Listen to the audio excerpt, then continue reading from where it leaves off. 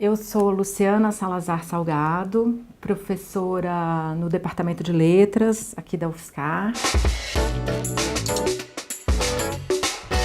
Trabalho em 2 programas de pós-graduação, no programa de pós-graduação de Linguística e no de Estudos de Literatura.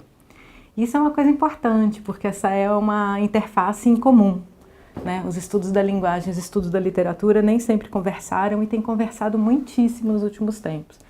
E isso tem a ver com um tipo de pesquisa que a gente tem começado a desenvolver no Brasil, não só no Brasil, no mundo todo, mas no Brasil ela está bastante forte, que diz respeito ao modo como os textos circulam no mundo. E eles circulam inscritos materialmente. Eles circulam em suportes, em vários meios, transitam de um suporte para o outro e isso transforma os textos. E essa interface dos estudos de literatura com os estudos da linguagem tem produzido algumas coisas muito interessantes que a gente chama de estudos dos dispositivos comunicacionais. O grupo de pesquisa com que eu trabalho se chama Comunica, Inscrições Linguísticas na Comunicação, e justamente põe foco nisso, assim, como é que os textos inscritos materialmente em alguns tipos de objetos que são feitos de materialidades variadíssimas produzem sentidos quando estão circulando pelo mundo. E a gente estuda todos esses processos comunicacionais que estão ligados, por exemplo, ao fato de existir internet. E aí a televisão na internet não é igual à televisão fora da internet, o rádio na internet não é igual à televisão, o rádio fora da internet. Isso tem a ver justamente com o que a gente chama de semiologia dos objetos. Mais ou menos o seguinte, os objetos produzem sentidos. O design é, por exemplo, uma coisa que a gente estuda porque ele tem tudo a ver com essa ideia de que o discurso não é só material verbal, é material verbal, às vezes aprisionado numa embalagem, por exemplo, que produz sentidos.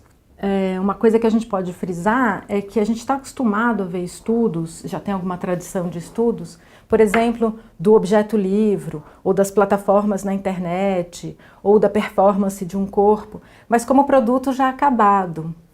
Uma das coisas que a gente tem enfatizado nesse grupo de estudos, que é o Comunica, são os processos e não os produtos. Como é que essas coisas são feitas? Por exemplo, na comunicação científica é muito interessante. Entre o texto que um autor submete e o artigo que sai publicado no final, acontece uma enormidade de coisas. Um monte de técnicas, um monte de trabalhadores, um monte de normas incidem sobre aquele texto original e o que sai lá na ponta, às vezes é bastante diferente, sofre até inflexões teóricas mesmo, em relação ao que foi submetido. E o que é legal nisso? Essa é uma pesquisa em ciências humanas pouco conhecida, porque as pessoas costumam pensar no artigo científico como um produto acabado. E não gostam muito quando você vai mostrar justamente tudo isso que aparece, tudo isso que acontece nos bastidores, né? Então, acho que eu enfatizaria isso, né? No Comunica, a gente dá bola para esses processos de edição. E aí, quando você pensa em processo de edição, você é obrigado a reconhecer que existem processos de criação e também uma rede enorme de consumo. É a junção dessas coisas que dá o funcionamento dos textos no mundo. E aí, o Comunica hoje é composto por pós-graduandos e graduandos.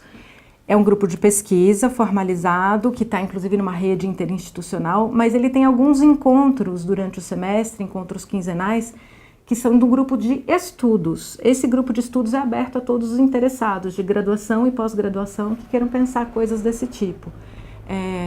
É possível acessar o site do Comunica, ver quais são as pesquisas que já aconteceram, que foram publicadas nos últimos anos e outras coisas que a gente anda fazendo, do tipo oficinas de escrita criativa, etc. E, enfim, quem quiser estudar essas coisas, basta aparecer lá nos dias e horários que estão marcados no site.